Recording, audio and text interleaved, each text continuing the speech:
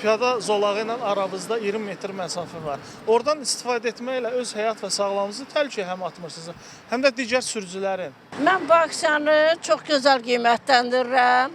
Qanun qarşısında da onu deyə bilərəm ki, boynumuz qıldan incədir. Sizin negativ addımınıza bunlar da nəzarət eləyəcəklər.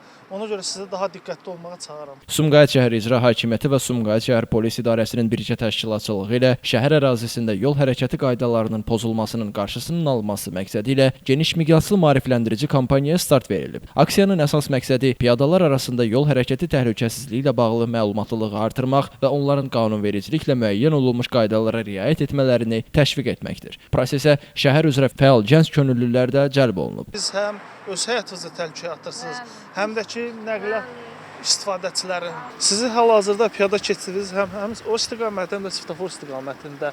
Oradan hərəkət etməklə siz öz həyatınızı təhlükəyə atmaya bilərsiniz.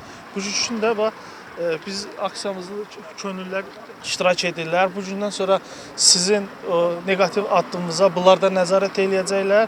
Ona görə sizə daha diqqətli olmağa çağırıram. Piyada keçidlərində istifadə etmək lazımdır. Mən də tələsirdim deyə keçdim, yəni bir də olmazdır. Bu gün Sumqayıt şəhərində fəaliyyətə başlayan aksiyamız var.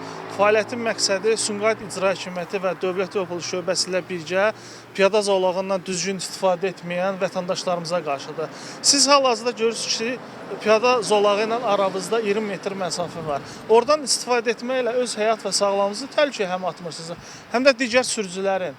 Belə halda bilirsiniz ki, xəsarətlə yol nəqliyyat hadisələrimiz olur, ölümlə nəticələnən olur. Bu gün də sizə göstərim fəallarımızla birgə siz onlara pis örnək olursunuz. Hal-hazırda negativ örnək olursunuz. Sizə öyüd nəsihətimiz odur ki, düzgün piyada zolaqlarından istifadə edirsiniz. Oldu mu? Hələ ki, inzibati protokol tərtib olunmursa, xəbərdarlıq niyyəti iləndir. Növbəti mərhələdə isə qayda pozuntularına yol verən şəxslər barəsində müvafiq inzibati tədbirlərin görülməsi nəzərdə tutulur. Bu təşəbbüs yol hərəkəti iştirakçıları arasında təhlükəsizliyin təmin olunması və vətəndaş məsuliyyətinin artırılması baxımından mühüm əhəmiyyət daşıyır. Elvin Qudrətov, Şəmstan Fikrətli, Elbrus İsmailov, Bu gün informasiya proqramı üçün.